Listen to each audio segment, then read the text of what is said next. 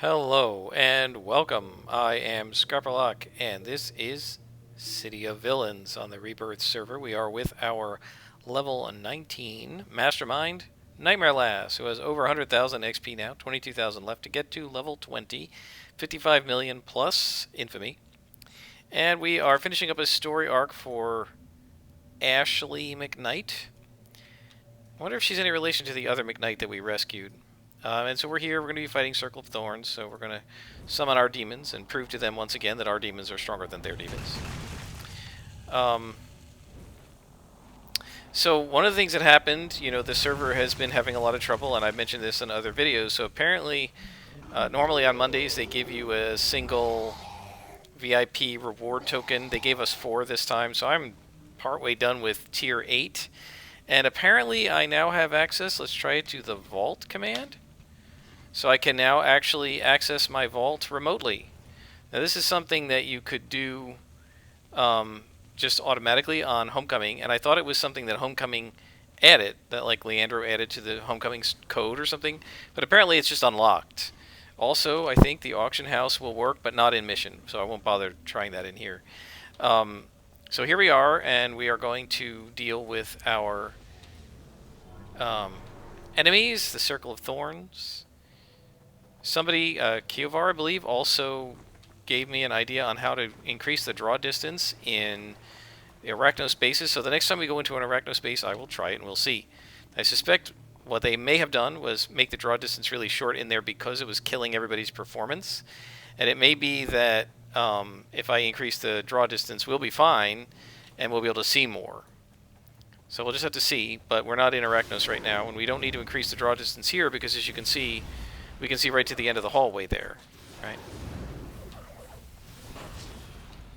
So if I float up, right, we can see right on in there, we can see the walls at the far end of the hallway and everything.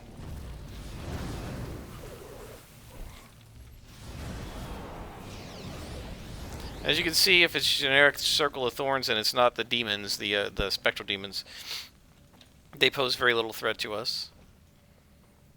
It's the ghost demons that are like this guy that are the most difficult. But if they're going to be -1 level, and some of these guys might be because is there somebody else here? Oh no, I thought there was like a hostage. Some of these guys might be because we took this mission and then leveled up. So this is probably going to be a super easy mission. But that's all right.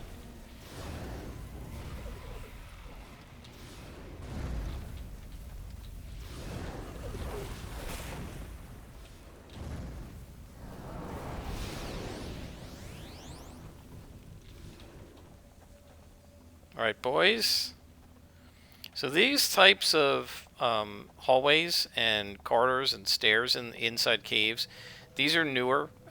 This type of cave came out, I believe, with the Hollows. There are a lot of Hollows missions that use them. And then the stairway stuff with the stonework inside, I believe that came out with Cimarora. I don't remember which one came out first. It may be that Cimarora came out first, and they simply used these caves in the Hollows. I don't really know. But it's whichever one was first, this type of cave did not come out originally with the game, and I don't think it was around for City of Villains initially either. I could be wrong about that. It's been 15 years, so sometimes hard to remember those kinds of details.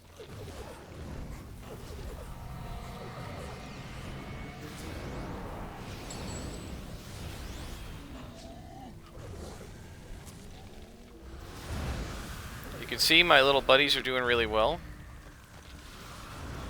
And I should beef up Mo's Mez defense. Yep, because you see he got imprisoned there. I wasn't even expecting that. It's just occurred to me that I hadn't beefed it up for a while. So now he's got 2 of them, right? If you take a look, he's got double. So that increases his Mez defense.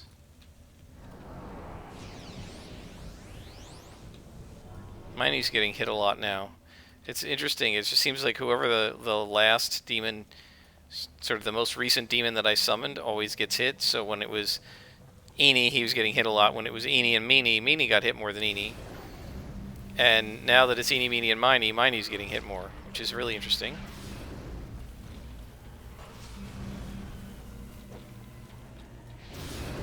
Let's go ahead and give them a little bit of healing.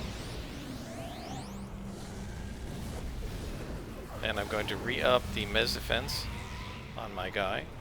And then while they're attacking, I'll go ahead and click the glowy.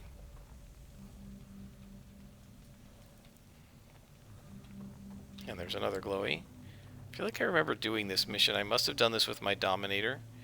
I did get her to like level 24, so I've probably done some of these. Although I don't think I've done all of them. Now, I have no idea which way to go here. I think we're going to have to backtrack no matter what.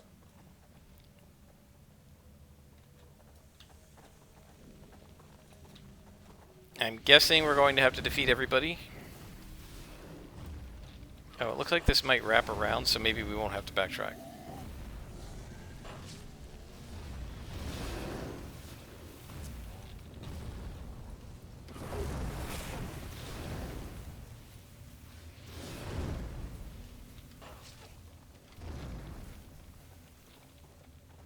Yeah, maybe not. Looks like we're going to meet up with this corridor eventually. Maybe? Hard to tell.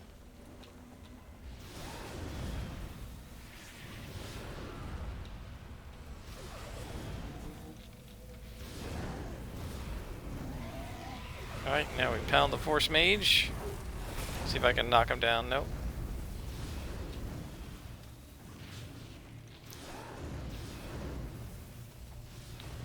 Enie's getting hit a little bit. And that takes out the Force Mage. We heal everybody up. We re-up Mo's stun defense. And now we go get these guys. So there's two more. So I guess this is a dead end here. So there are two more glowies here.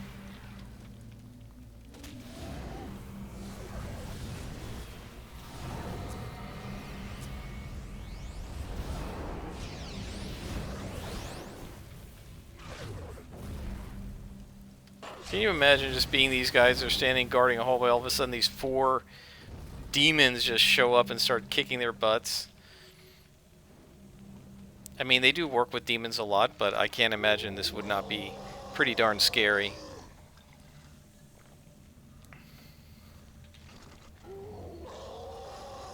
Remember, in terms of prestige, we're going to need to get to probably about 150,000 prestige before we can actually put the salvage containers into a workshop in our base. So that's going to be a while.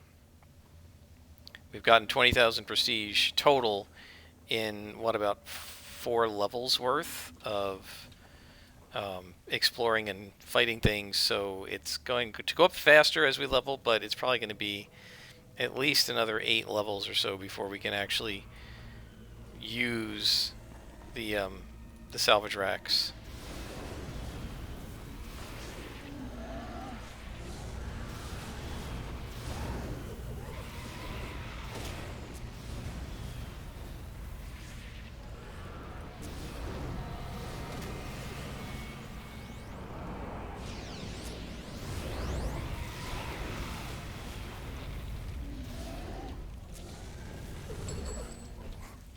In terms of target selection, I mostly, obviously, I try to go after minions first.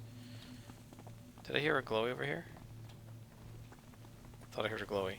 I try to go after minions first, but once the battle is joined, I mostly just hit Control Tab, which targets the nearest enemy. So like here, we'll go after the minion first for sure. And I need to re-up Mo's Mez defense.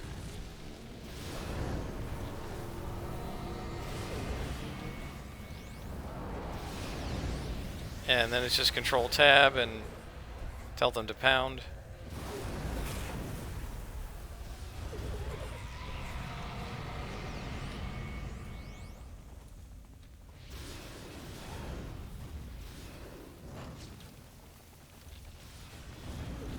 These guys do really good damage.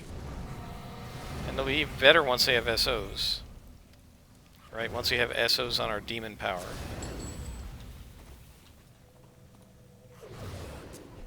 But that's going to be a while.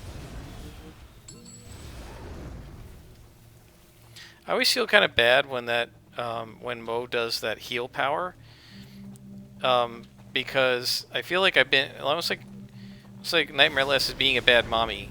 You know, like he shouldn't need to heal if I'm doing my job healing my minions, right? But sometimes they get distracted and do other things, and then he ends up having to heal for me. And then I feel like a bad parent.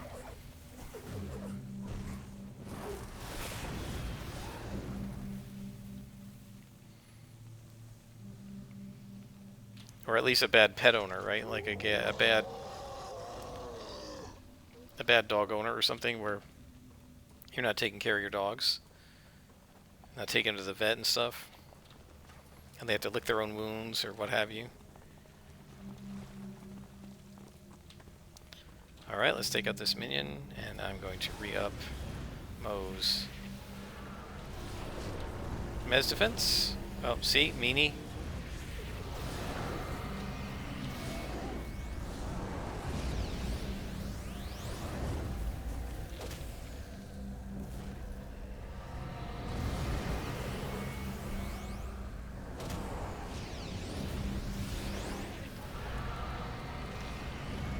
See, if I'm being a good demon mommy, their hit points stay up.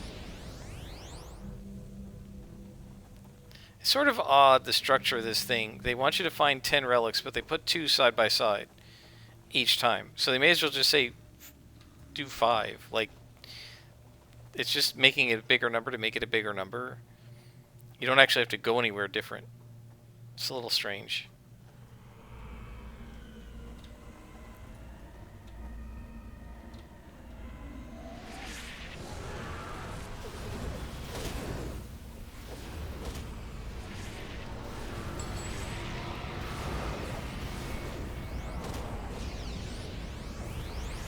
Let's help Mo out. He's taking a bit of a pounding.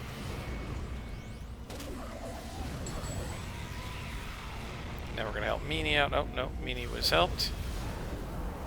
See? Again, he helped Meanie out. I feel like a bad demon parent.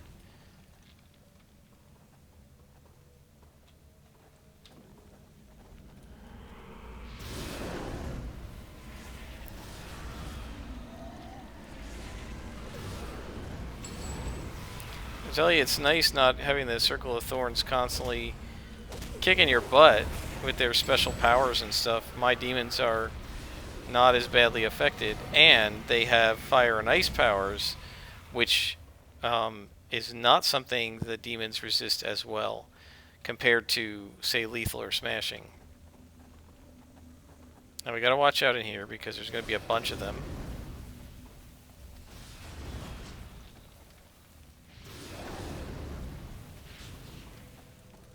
And we don't want to over aggro.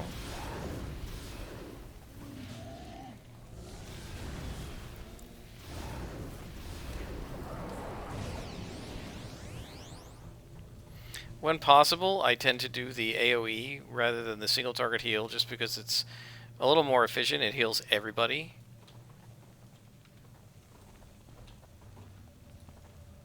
It doesn't heal for quite as much as the single target, but it gets everybody at once, so if multiple guys are taking damage, it's just better to do the AoE, in my opinion.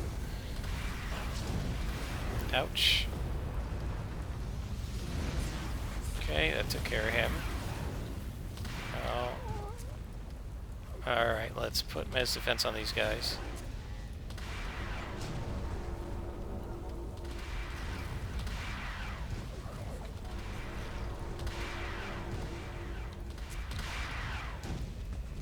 Okay, so this is all because the this stupid earthquake is there. Alright, let's move out of here. Come here, guys. Come on over here. Let's just let the thing fade.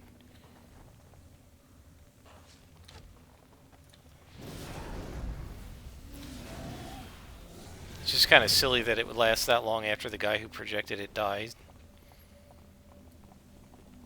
It's almost like they forgot to have certain powers. It's true with the phantasmal decoys as well. It's almost like they forgot to have certain powers turn off when the actual owner of the power is dead. I mean, like, if I go unconscious, all my pets disappear. So when the Master Illusionist goes unconscious, why don't all her pets disappear? It's a little strange. Alright, we earned a badge. And a reward merit. Let us dismiss our pets. And head out.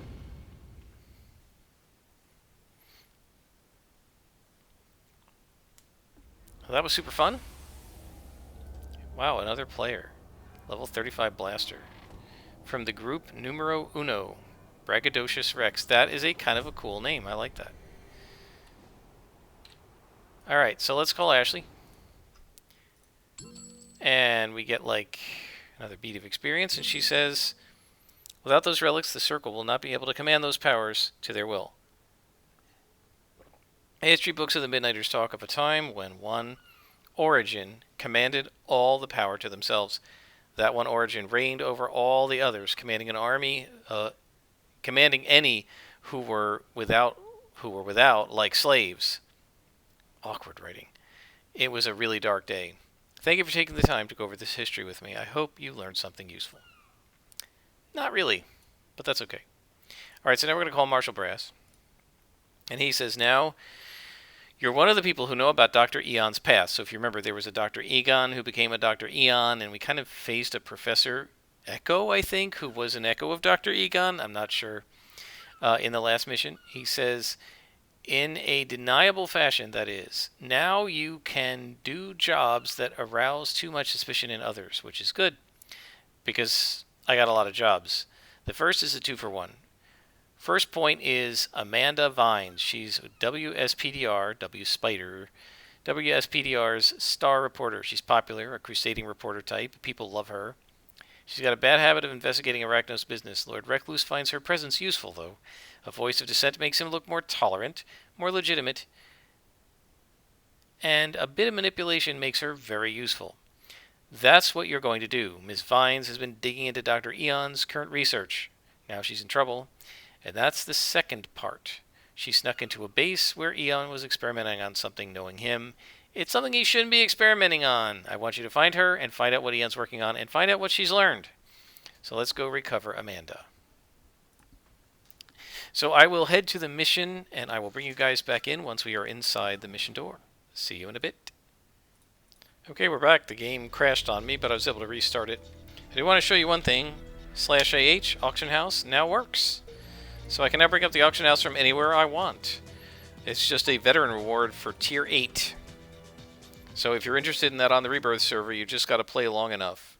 As far as I know, I have not found any way to get veteran rewards other than just being subscribed to, or whatever you want to call it, having a login to Rebirth for whatever it is, 6 months or something.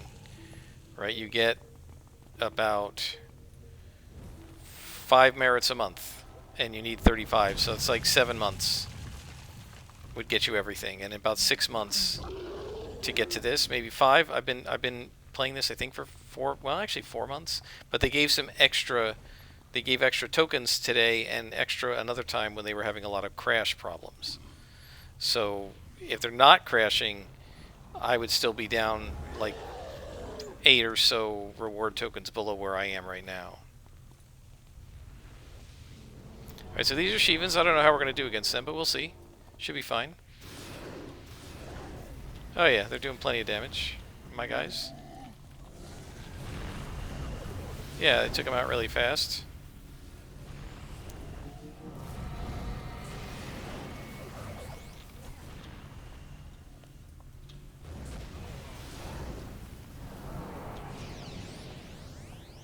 So there are Shivans in the lab. We need to find Amanda Vines and find Professor Echo, who I guess works for Dr. Egon.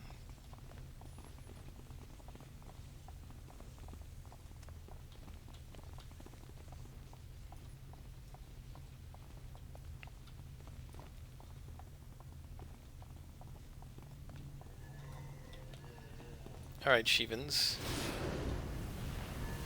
So Eon must have somehow gotten the Shivans in here. Like maybe he got them from another dimension or something? I think that's true. I think they're from another dimension.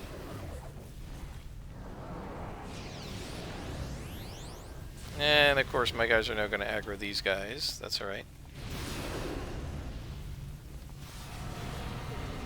I still think of the Star Trek transporter room whenever I hear that heal sound for the single target heal.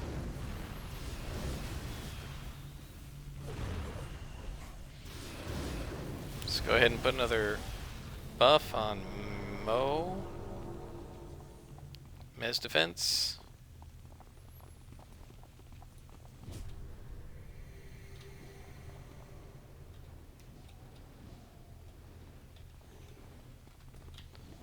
Alright.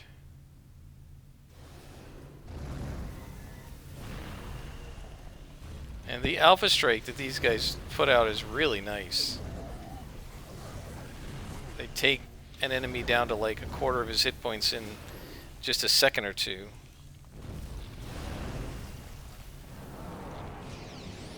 Alpha Strike means basically the first strike. Right, so these guys are going to go in and they're all going to hit with an attack. Boom, boom, boom, and that's their Alpha Strike.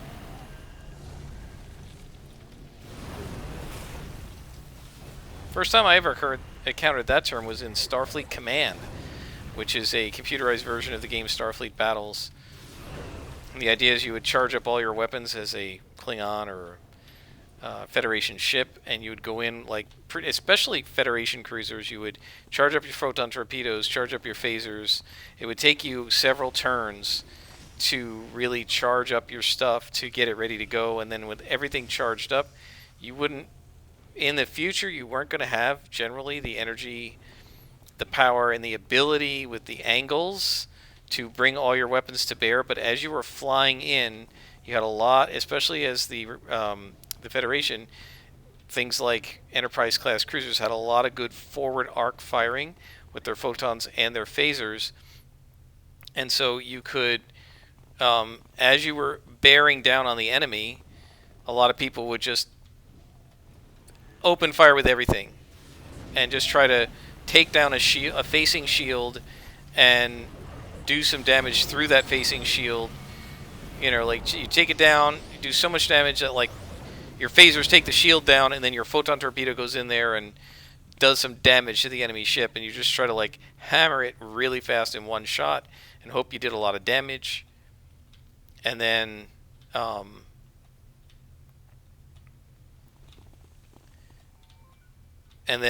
you cripple the other ship, you hope. And then when the time comes to swing around and continue the battle, you have a huge advantage over them, and that was called an Alpha Strike. So that's the first time I ever heard the term. I used to love that game, Starfleet Command. It was really cool. Never played Starfleet Battles, but I had a really good friend who did. He tried to teach me it once. He brought all his crap. He had like all the boxes and all the rules, and he knew how to play it. And he used to like just play it solo because nobody would ever play it with him. And so finally one time I did play it with him. It was a really complicated game. Starfleet Command simplified it a little bit, but it was still fairly complicated. I loved that game, especially Starfleet Command 2 was really cool. I kind of wish they had continued that series because it was a pretty fun game. Although Starfleet Command 2 was kind of buggy.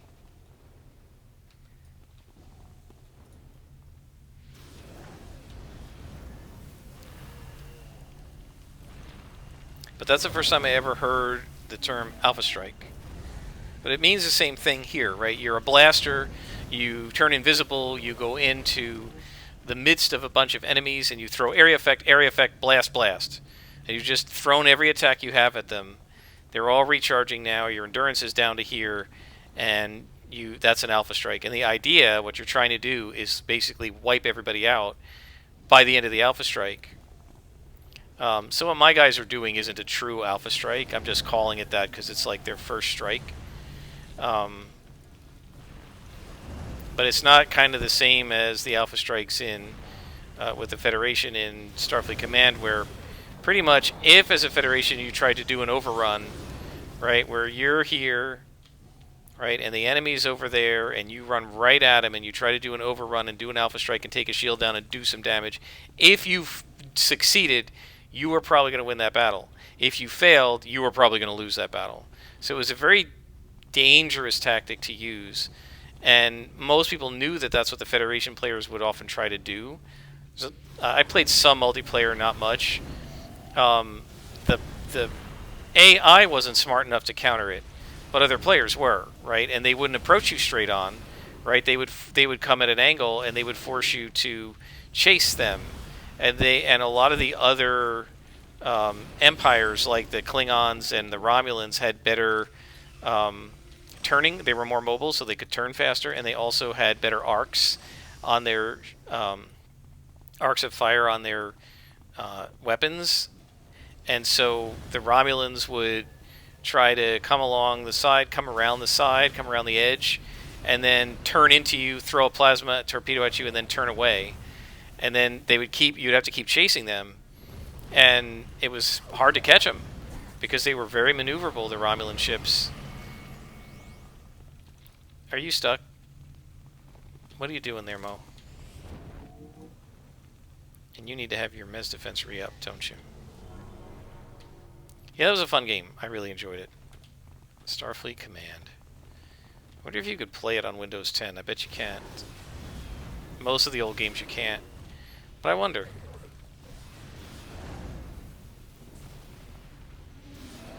So there's Starfleet Command 2 Empires at War was the initial Starfleet Command 2 game, and then they put out one called the Orion Pirates.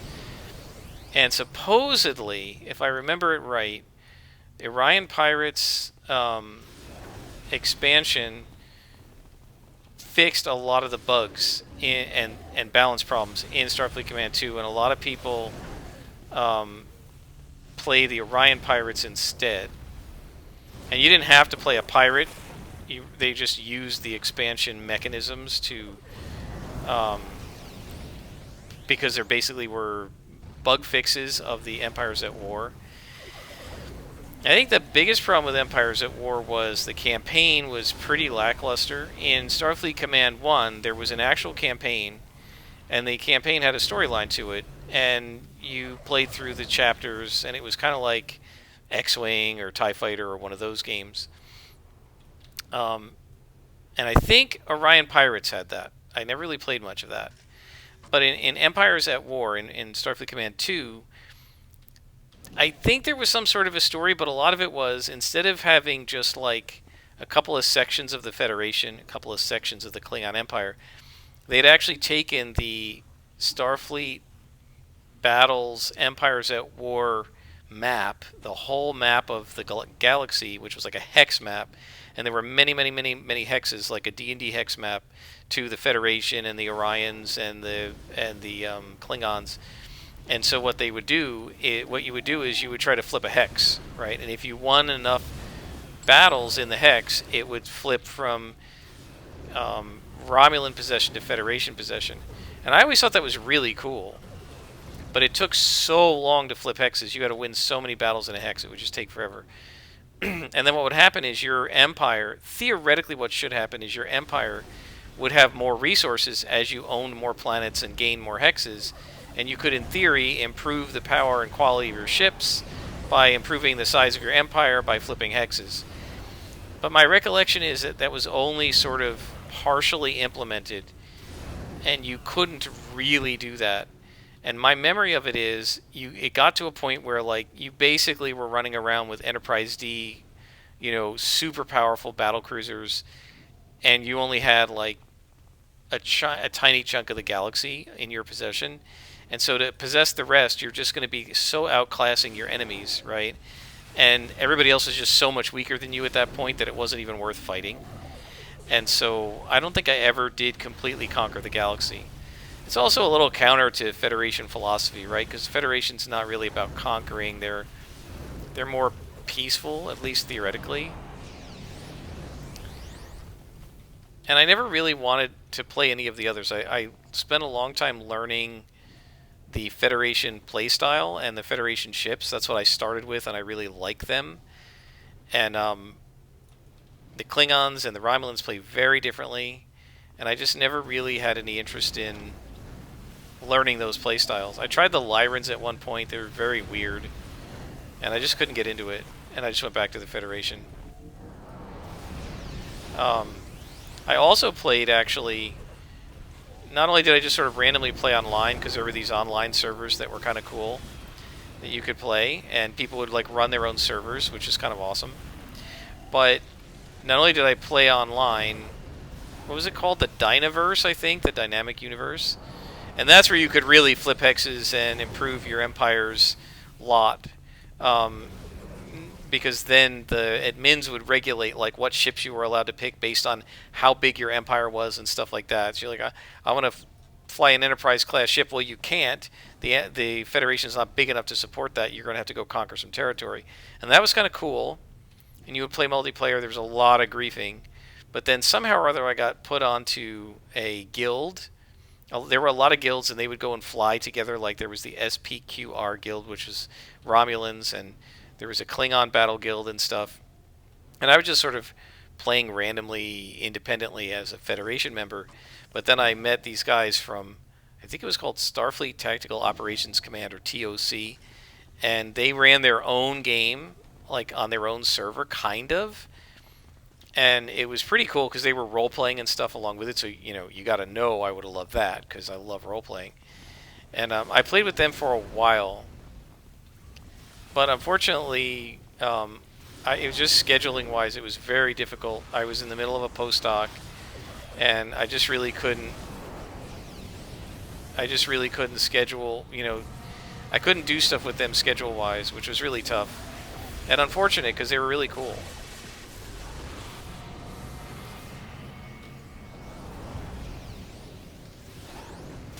This is Professor Echo here. And he teleports away. Got another clue. He says, be very cautious. Dr. Ian is up to his neck in more things than you know. Pay heed to Miss Vine's investigation. So I don't know who Echo is.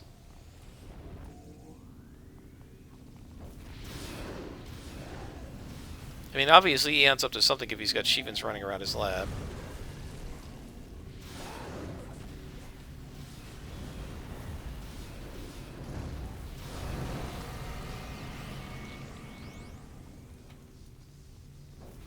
That's a Shivan lieutenant.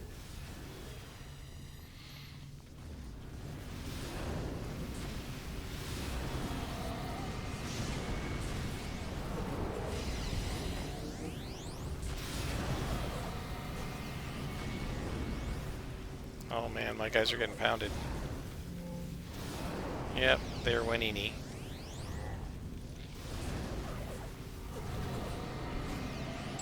And Mini's about to get pounded too. Let me see if I can get him. Nope, he got pounded too. I'll resummon them as soon as we defeat these guys.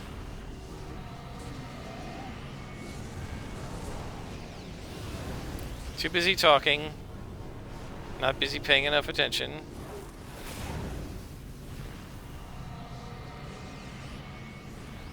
And I'm going to have to turn stealth off, because what's-her-name's got to follow me.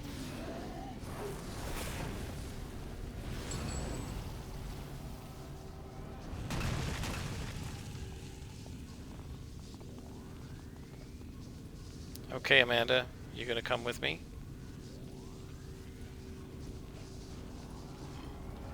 See if she follows me. She's coming? Okay.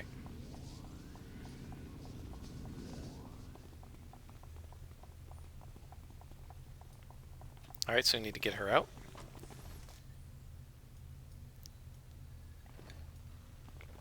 Wow, guys. Just mentioning the term Alpha Strike, I'm talking about Starfleet Command. I haven't thought about that game in probably 10 years, maybe 15. It had to be like 2002 or 3 when I was playing that game. It's pretty darn cool. The great music. And you could download like custom, better design models of the ships. So, Yeah, I thought the graphics were awesome back in 2002. I'd probably think they stink now. Although, I don't know, I think City of Heroes looks pretty good. And it's not much newer of a game. That's one of these games I always was trying to get one of my friends, the one who I sometimes play City of Heroes with still, and I'm playing D&D with. Always try to get him to play Starfleet Command with me. He never was interested. And it's really weird, too, because you would think that he would have been interested. Because he loves Star Trek. He's a big fan of it. I was able to get him to play Stellaris with me, which is, a space combat game. But he just was never interested in Starfleet Command. Always wanted to play it either co-op with him or play it against him and see if, he could play the Romulans ship and I could play the Federation ship and see if I could beat him. But he was never interested.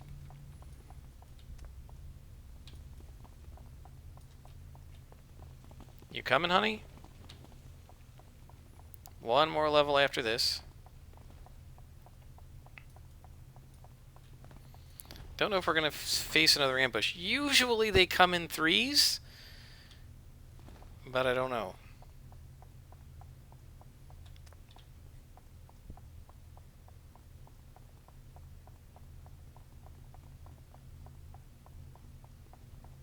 I guess I should be sending the boys out ahead of us just in case. Right? Like that.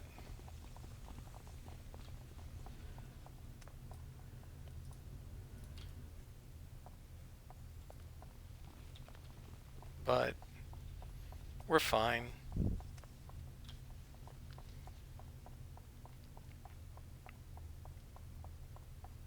Nope, just that one ambush.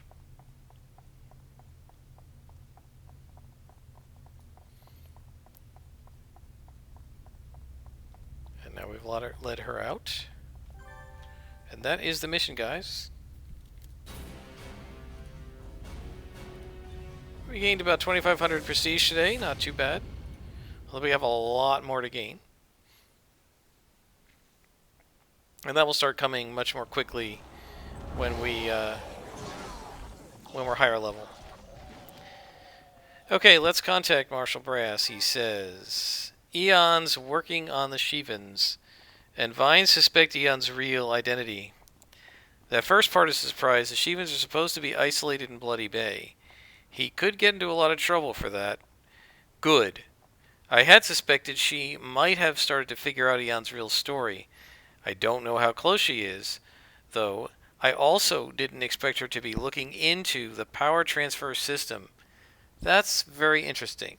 Dr. Eon keeps the PTS under very close watch. Even I don't know all the specifics. Maybe it's time to learn more. Alright, guys. I think that's pretty good for today. Oh my gosh, we are almost at level 20. That is going by really quickly. That means our next episode will probably be our final episode of this season. And then we will start Season 2, which will be our level 20 to 30 adventure. Until next time, I am Scarpalock, and this has been City of Villains.